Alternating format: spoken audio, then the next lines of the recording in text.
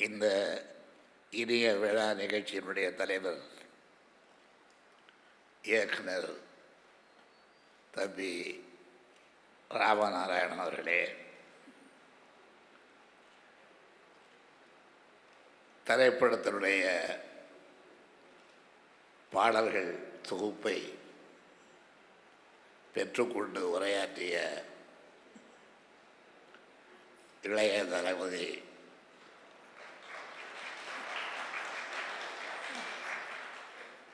தம்பி விஜய் அவர்களே, வாழ்த்துறை வழங்கிய இயக்குனர் பார்த்திபன் அவர்களே, குணச்சித்திர நடிகர் திரு பிரகாஷ் ராஜ் அவர்களே, கல்யாணம் அவர்களே, திரைப்பட தொழிலாளர்களை ஒருங்கிணைத்து உருவான பல பணிகளை ஆற்றி வருகின்ற தம்பி குகநாதன் அவர்களே, படத்தினுடைய இயக்குனர் ஸ்ரீமதி ரங்கசாமி அவர்களே, படத்தின் தயாரிப்பாளர் டி சிவா அவர்களே, இசையமைத்துள்ள சதீஷ் சக்கரவர்த்தி அவர்களே, படத்தினுடைய கதாநாயகன் ஜெய் அவர்களே, நிகழ்ச்சியை தொகுத்து அவர்களுக்கே உரிய பாணியில் வழங்கியுள்ள அருமை சகோதரர் குணச்சித்திர நடிகர் நாசர் அவர்களே, பெரியோர்களே, தாய்மார்களே, என் உயிரினும் மேலான அன்பு உடன்பிறப்புகளே,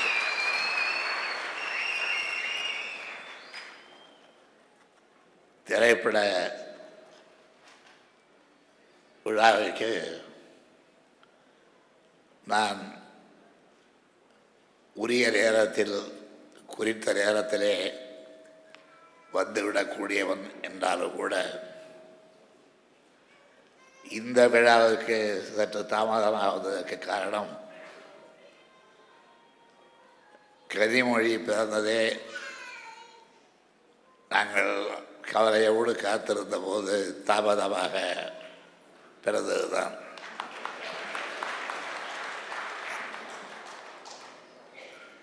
கனிமொழி பிறந்த செய்தியை முதலாக நான் அறிஞர் அண்ணா அவர்களிடத்தில் தான் சொன்னேன்.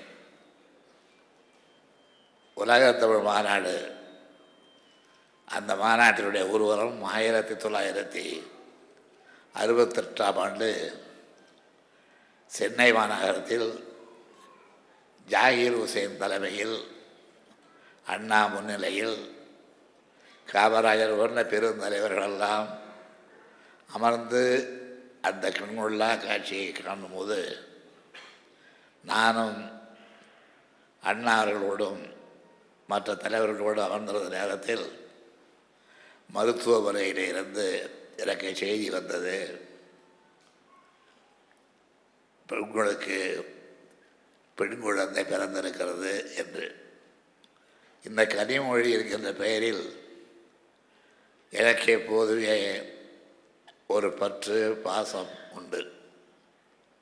நான் எழுதியுள்ள பல கதைகள், சிறுகதையானாலும் பெருங்கதையானாலும், அது கதாநாயகனுடைய பெயரோ அல்லது முக்கிய ஒரு பெண் பாத்திரத்தினுடைய பெயரோ கனிமொழி என்றே இருக்கும். இப்படி பல பெண் பாத்திரங்களுக்கு கனிமொழி என்று பெயர் வைத்து அதன் மூலமாக மகிழ்த்தனால் உள்ளபடியே ஒரு கனிமொழி பிறந்திருக்கிறது என்று செய்தி வந்தவுடன் நான் மருத்துவமனையில் இருந்தவர்களுக்கு, என் மனைவிக்கு நான் சொல்லி அனுப்பியது, நான் அண்ணா சாலை, அப்பொழுது அதற்கு முன்பு மவுண்ட் ரோடு, அங்கிருந்து பேசுகிறேன். குழந்தைக்கு ஏற்கனவே நான் சொன்னபடி கனிமொழி என்றுதான் பெயர் என்று குறிப்பிட்டேன்.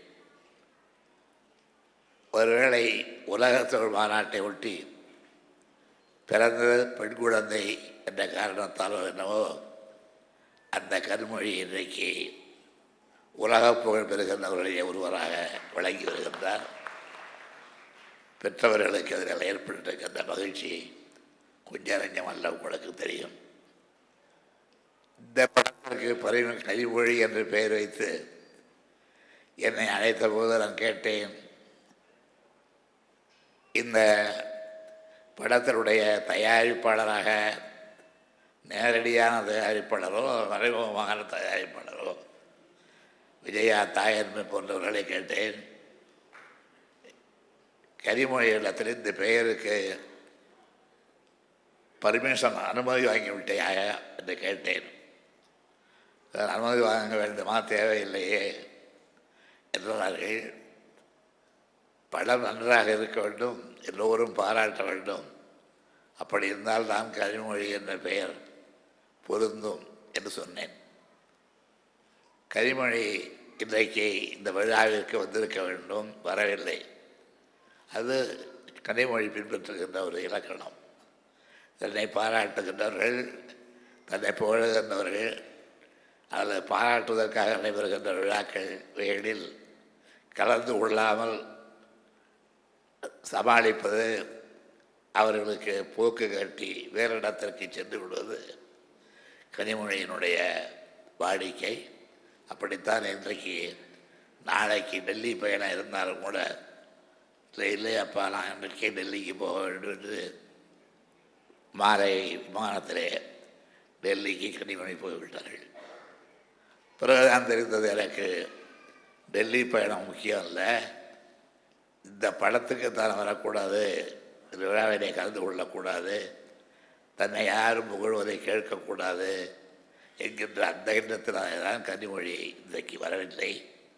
நான் அந்த மனப்பாங்கை பாராட்டுகின்றேன். எனக்கு அது மிகவும் பிடித்த மனப்பாங்கு.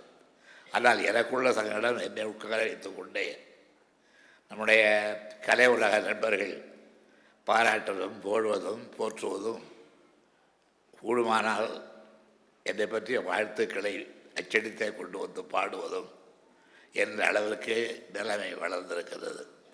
இதை நான் கட்டுப்படுத்த முடியவில்லை.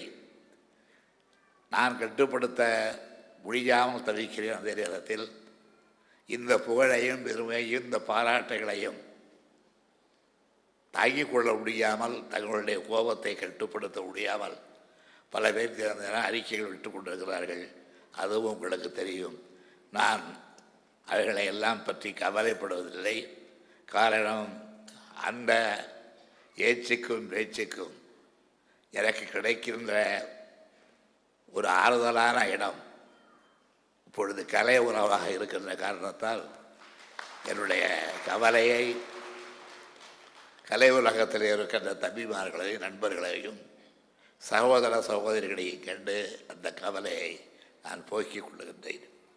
அதனால்தான் இன்று இந்த விழாவிலே உங்களை எல்லாம் காணும் பொழுது நான் காலை முதல் மாலை வரையில் அரசியல் ரீதியாக பெறுகின்ற அர்ச்சனைகளை எல்லாம் மறந்து விடுகிறேன்.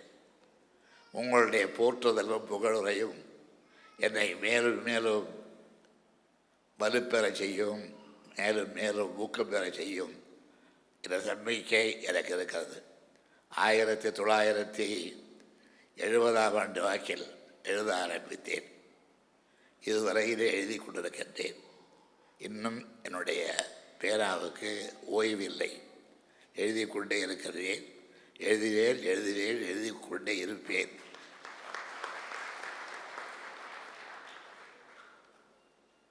அந்த வகையில் இந்த படம் வெற்றிகரமாக 100 நாள் நடைபெறும் என்பதற்கு அடையாளமாக 100 நாளில் எடுத்த படம் என்று சொன்னார்கள்.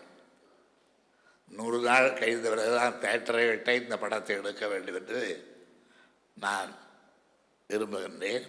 அந்த அளவிற்கு இந்த படம் வெற்றிகரமாக நடைபெற வேண்டும் என்று கருதுகின்றேன். அண்ணா அறிவாலயத்தில் இந்த அரங்கத்தில்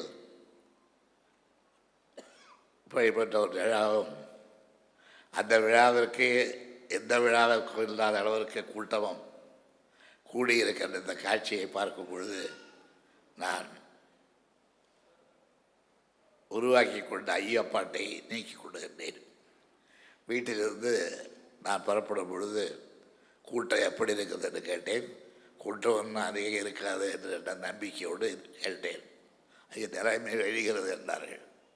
நிரம்பி வழிந்தால் உடனடியாக வரப்போய் சேர வேண்டும் என்று அவசரமாக புறப்பட்டு உடனடியாக வந்து இந்த விழாவிலே கலந்து கொண்டிருக்கின்றேன். இந்த விழாவிலே பல்வேறு காட்சிகளை, பல்வேறு பாடல்களை, பல்வேறு தந்திரங்களை பயன்படுத்தி இந்த துறையிலே இளையவர்களாக இருந்தாலும் கூட முதியவர்கள் பெற்றிருக்கின்ற ஆற்றலை, அறிவை, அந்த திறமையை காட்டியிருக்கின்றார்கள் என்பதும் தொடர்ந்து காட்டப் போகிறார்கள் என்பதும் என்னுடைய ஆழ்ந்த நம்பிக்கையாகும். ஒரு காலத்திலே அந்த கீற்று குட்டையில் தரை டிக்கெட்டில் இருந்து பெஞ்சு டிக்கெட் வரையில் விலை கட்டணம் 4 நாளில் தொடங்கி 4 ரூபாயோடு முடிந்துவிடும். இன்றைக்கு இது 400, 500 என்றெல்லாம் சென்றிருக்கிறது என்பதை நான் அறிவேன். அதற்கான அனுமதியையும் என்னுடைய அரசிடம் என்னுடைய நண்பர்கள் பெற துடிப்பதையும் நான் அறிவேன். இந்த கலை உலகத்திற்கு என்னால் என்ற உதவிகளை, துணையை ஆற்றியிருக்கின்றேன் என்பதை எனக்கு முன்னால் பேசியவர்களுக்கு குறிப்பிட்டார்கள். அதிலும் சிறப்பாக கலை உலகத்திலே எந்த நடிகரை இன்றைக்கு உருவாக்கியிருக்கிறோமோ, எந்த நடிகர்களை எல்லாம் இன்றைக்கு வாழ வைத்திருக்கிறோமோ, அதைவிட பெரிய காரியமாக திரைப்பட தொழிலில் ஈடுபட்டிருக்கின்ற தொழிலாளர்களுக்கு ஏறத்தாழ ஒரு 100 ஏக்கர் நிலம் வழங்க வேண்டும் என்று வைத்த கோரிக்கையை ஏற்று அதற்கு அந்த கோரிக்கையின்படி அந்த நிலத்தை அவர்களுக்கு வழங்கி அவர்கள் அதற்கு வீடுகளிட்டு அஸ்திவாரம் போடுகின்ற விழா மிக விரைவிலே நடைபெற இருக்கின்றது. அந்த விழாவிலே நான் கலந்து கொள்வதுதான் இந்த விழாவை விட எனக்கு சிறப்பான விழா என்பதை தொழிலாளர் தோழர்களுக்கு தெரிவித்துக் கொள்ள நான் கடமைப்பட்டிருக்கின்றேன். ஏனென்றால் முதல் திரைப்பட துறைக்குத்தான், அதிலும் குறிப்பாக அந்த துறையில் உள்ள தொழிலாளர்களுக்குத்தான் நிவாரண உதவிகள், அவர்களுடைய தேவைகளை நிறைவு செய்யக்கூடிய காரியங்கள் இவைகளிலே இந்த அரசு முன்வந்து பாடுபட்டது என்பதை நீங்கள் எல்லாம் அறிவீர்கள். அப்படிப்பட்ட அரசின் சார்பில் கலைஞர்களை ஊக்கப்படுத்துவதும், நடிகர்களை ஊக்கப்படுத்துவதும், கவிஞர்களை ஊக்கப்படுத்துவதும், வசனகர்த்தாக்களை, கதாசிரியர்களை ஊக்கப்படுத்துவதும் தொடர்ந்து நடைபெறுகின்ற வழக்கமாகும். அந்த வழக்கத்தை தொடர்ந்து இன்னும் கடைப்பிடிப்போம் என்று குறிப்பிட்டு இந்த இனிய விழாவில் இந்த படத்தை 100 நாளிலே முடித்து விட்டோம் என்று சொன்னாலும் கூட எங்களுக்கு காட்டிய தினமும் ஒவ்வொரு காட்சியில் தான் 100 நாள் படத்தை முடித்திருந்ததால் ஒரு அரை மணி நேரமாக இருக்கிற படத்தை எங்களுக்கு காட்டியிருக்கலாம்.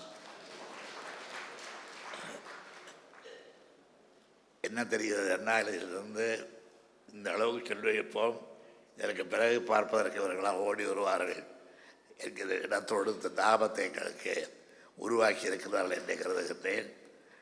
இந்த படத்தில் பணியாற்றி இருக்கின்றவர்கள் எல்லாம் இளைஞர்கள், வயதானவர்களை யாரும் இல்லை, வாலிபர்கள், எனக்கு தெரிந்த குடும்பங்களைச் சேர்ந்தவர்கள், என்னுடைய சுற்றத்தார் என்று கூறக்கூடிய அளவுக்கு என்னோடு இருப்பவர்கள், என் வாழ்க்கையிலே என்னுடைய வசந்த காலம், கோடை காலம், வறுமையான காலம், வறண்ட காலம் அத்தனையிலும் என்னோடு இருந்து என்னுடைய பணியை பாராட்டி கொண்டிருப்பவர்கள் அவர்களெல்லாம் இந்த விழாவிலே கலந்து கொண்டிருப்பதை காணும்பொழுது நான் மிகுந்த மகிழ்ச்சி அடைகின்றேன்.